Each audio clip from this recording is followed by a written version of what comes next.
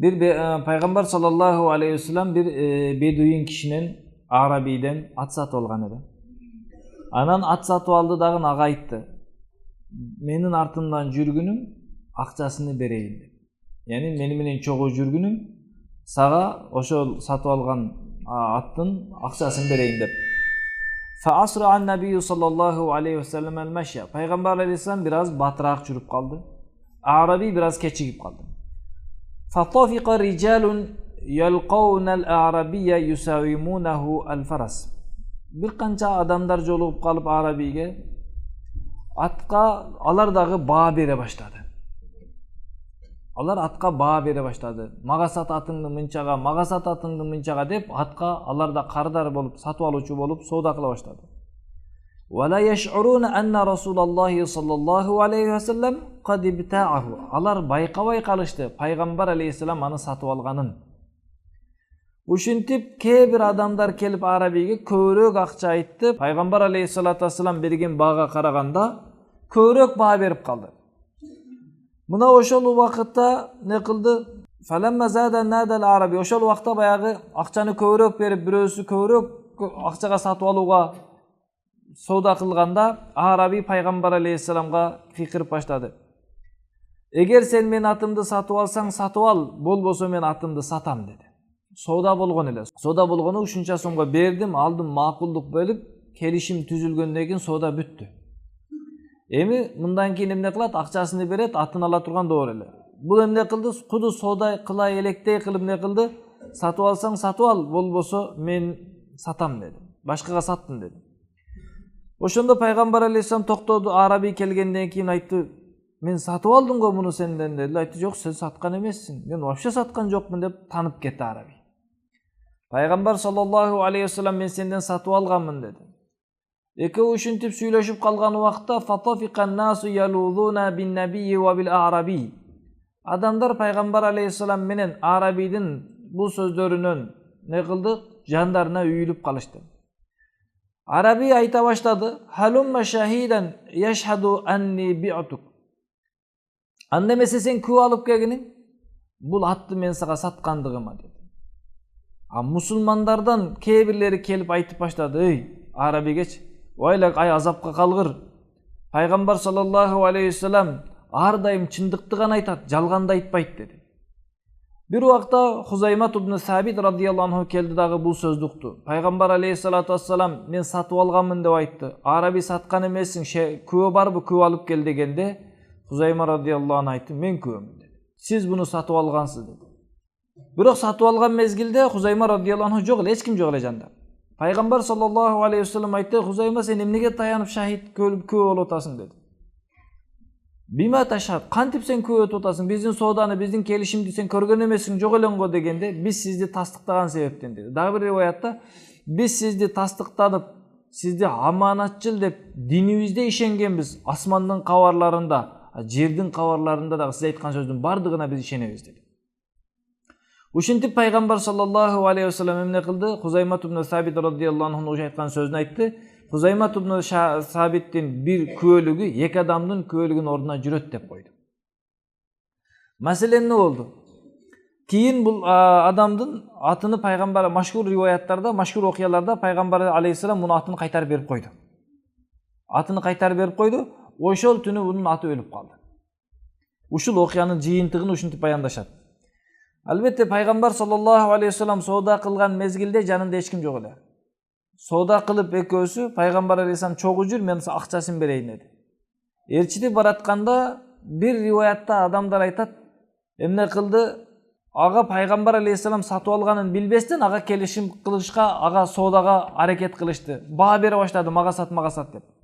Kebir rivayattagılar aytat, munafıklar Peygamber aleyhisselam sowdaсын buzuş üçün uşunday kıldı dep aytat. Anan bирок köpçülük bekem rivayatı Peygamber sallallahu aleyhi ve sellem'in sowdaсын bilbey başka adamlar satıp alganга hareket kıldı. Anan Peygamber aleyhissalatu vesselam'dan baasından köyrök baa bергенде niyeti buzuldu da. Bayak adam Peygamber aleyhisselam'a satkandığına suyunuş gerek ele. Köptөгөн sahabalar Peygamber aleyhisselam bir nesesini beri dep kalsa belek deyt ele, satıp alayın deseç. Jok men satıp alam dep Peygamber aleyhisselam alan akısın beret ele. Эми пайгамбар алейхиссаламу ассаламга белек кылат эле адамдар. Бирок бул адам эмне кылды? Биринчиден сатты, макул акысы өзүнүн сатты. Бирок үстүнө бир аз акча кошкондо соодасынан кайтып кетти. Ошол үчүн дүйнөдө көпчүлүк азгырыктар, көпчүлүк адашуулар адамдын жашоосундагы берекени кетирүү ушундан болот. Эмне кылат? Соодада жалган сүйлөйт. Соодада жалган сүйлөгөндүк себептен сенин соодаңдын берекеси кетет. Ооба, жакшы болгондой көрүнөт, жалган сүйлөсөң көпкө кымбат саткандай көрүнөт, көп буюм саткандай көрүнөсүң. Бирок сөзсүз Аллах Таала анын чыга турган бир чыгашасын кылып коет. Көп киреше киргиздиң, бирок андан да чоң чыгаша коюп коет Аллах Таала. Натыйжада эмне болот? Сен соодада жалган кылгандыгың себебинен, жалган айткандыгың себебинен сага келген кирешеден чыгаша көп болот. Ошол үчүн эмне кылат? Соодагерлер акчаны көргөндө көбүрөөк алданып кетет. Бирөөгө саткан буюмду сатып жүгөрүп ордуна башка алып келип коем дейт. Нак келен чыкса башкача кылып сатып жүгөрөт. Анан сени алдайт, башка кылат. Ошол үчүн акча көрүнгөндө адамдар азгырып кетет. Ошол үчүн акча маселесине келгенде адам өтө көп этият кылыш керек. Шарият маселесин көбүрөөк караш керек. Зикир кылып атканда отуруп алып зикир кыла бересиң, субханалла, субханалла жеңил эле бир отуруп зикир кылып башсаң кыла бересиң. Бирок базарда субханалла деш кыйын. Базарда алхамдулилла деш кыйын, Алланы эстеш кыйын. Не үчүн? Ошол үчүн базарга барганда базардын дуасын окусаң миллиондогон сооп берилет да. Бир эле зикириңе миллион сооп берилет, миллион даража көтөрүлөт, миллион күнөө кечирилет. Эмнеге? Себеби базардагылардын баары дүйнөнү мактап атат. А сен Алланы мактап атасың. Ошончо базарга барып, дүйнөнү мактаган адамдардын, дүйнөнү даңгазалаган адамдардын алдында сен Алланы даңгазалап жаткан болосуң. Ошондо эмне кылды? Араби кайтып кетти. Хузайма радиаллаху анху бул сөздү укканда башка сахабалардын оюна келбеди. Алар деле айтып жатты, пайгамбар алейхисалам чын айтат, жалган айтпайт. Сен саттың, биз пайгамбар алейхисаламга ишенебиз деди. Бирок Хузайма радиаллаху анху не деди? Ойлонбостон туруп мен күбөмүн деп айтты. Пайгамбар алейхиссалату вассаламга айтты, сен кантип мага күбө болосуң дегенде, айтты, сиздин тастыктап ишенгенбиз. Дин маселесинде сиз асмандан келген кабарларды айтканда сизге ишенгенбиз. Андан сиздин айткан сөздүн бардыгын тастыктайбыз. Биз сиз чын айттыңыз, сатып алдыңыз деп күбө болуп берди. Баягы араби токтоп калды. Пайгамбар алейхиссалату вассалам кайра атыны кайтарып берген. Эми ал кичине наразы болуп калбасын деп, бул соодада береке болбойт деп пайгамбар алейхиссалам кайтарып берген экен. Бирок ошол түнү эмне болду? Өлүп калды дейт. Ошол түнү аты өлүп калды. Натыйжада эмне болду? Жалган сүйлөдү. Саткан буюмун саткан эмесмин дегендиктен натыйжада эмне болду? Соода да бузулду, кайтарып берди. Кымбатка сатам деген ойго келди эле. Кымбат эмес, арзан эмес, эч нерсеси жок калды да. Ошол үчүн шайтандын азгырыгы ушундай, адамды адаштырат деген ушундай, көзүңө арзыбаган акчаны көрсөтүп барынан жок кылат. Колуңда бар акчаңды жок кылыш үчүн эмне кылат? Сени арамга түртөт. Ошол үчүн кредит алып жашаган адамдардын жашоосунда сөзсүз банкрот болот. Алар кандай кылбасын, сөзсүз жашоосунда бир күн келип кылат, жок болуп кетет.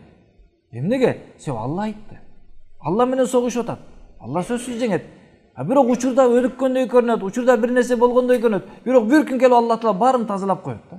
Ушундай бир күн келет, арам жол менен келген малды Аллах Таала не кылат? Алып коет. Ошон үчүн не кылды? Малынын баары кетип калды. Пайгамбар алейхисалам Хузаймат ибн Сабит радиаллаху анхунун бир адамдын көөлүгүн эки адамга өтөт деп койду. Эреже боюнча шариатта бир өкүм чыгарыш үчүн эки адам келип күбө болуш керек. Эки эркек киши же бир эркек киши, анан экинчи эркек кишинин ордуна эки аял келсе болот. Эмне кылды? Хузайма радиаллаху анхунун жалгыз өзүнүн күбөлүгү эки адамдын ордуна өтөт деп айтып койду. Бир кызык окуя болду. Пайгамбар алейхиссалату вассалам кайтыш болгондон кийин Абу Бакр Сиддик радиаллаху анху Куранды жыйнатып жаздырды. Заид ибн Сабит радиаллаху анху Куранды жазып чыкты. Ар бир адамдан барып жазат эле, бирок бир аятты жазыш үчүн эки адамдан угуш керек экен. Эки адам окшош окуп берсе, анан жазат эле. Бул экөөсү окуп берди. Демек эки адамдын өкүмү алынат деп ошентип жазат эле. Акырында бир аятты таппай калды. Бир гана Хузаймат ибн Сабит радиаллаху анхуда гана бар экен. Башка эч кимде жок экен. Өзү айтат, Заид ибн Сабит радиаллаху анху, ушул аятты мен угуп жүргөнмүн пайгамбар алейхиссаламдан. Бирок тактана издеп келгенимде бир гана Хузаймат ибн Сабит радиаллаху анхуда гана бар эле, башка экинчи адам ушул аятты окуганын таба албадым. Андан кийин пайгамбар алейхиссалату вассалам айткан, Хузайманын шахадаты күбөлүгү эки адамдын күбөлүгүнө жүрөт дегендиктен мен ал аятты жазып койдум деп. Ал кайсы аят экенинде уламалардын ичинде кичине түрдүү риваяттар бар. Бир риваятта Minal mu'minina rijalun sadaqu ma ahadullah alayhi деген аятты Хузайма радиаллаху анхудан алып жаздым деп айткан. Демек бир аятты не кылды? Хузайма радиаллаху анхудан алып жазды, экинчи бир адам ага жок болуп калды.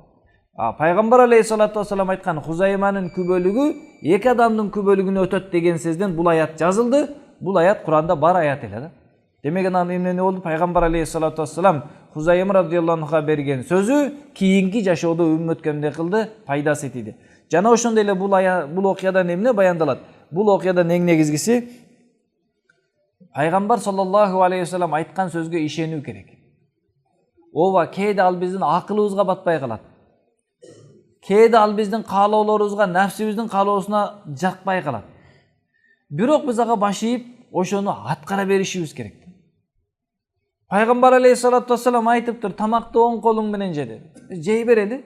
Аны изилдеп оң кол менен жесең не пайда, сол кол менен жесең не зыян? Изилдеп аны изилдеп отуруп сол кол менен тамак жеп көп жолу баягы туура эмес кылып албайт. Себеби сол кол менен тамак жейт шайтан. Эми сен дагы шайтанга окшош тамак жеп калып атасың сол колуң менен. Же болбосо эмне кылып атат? Сол колду Пайгамбар алейхиссалам жаман нерселерге иштеткен, оң колду жакшы нерселерге иштеткен. Мына ошондой Пайгамбар алейхиссалату вассалам айткан нерселерди ойлонуп, аны изилдебестен эле аткара берели. Аткарганча аткарып анан кийин изилдей бер. Не пайда болуп тура депчи. Ошол үчүн Пайгамбар алейхиссалам динди айтып берди. Мындай болот, мындай болот. Болду, ошого ишенишибиз керек. Ошону чын деп билишибиз керек. Кээде биздин нафсибизге жакпайт. Кээде биздин акылыбызга сыйбайт.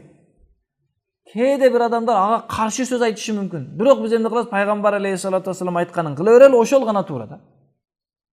Ошондуктан эмне кылды? Хузайма радиаллаху анху Пайгамбар алейхиссалату вассаламдын жөнөкөй соодасын тастыктап берди.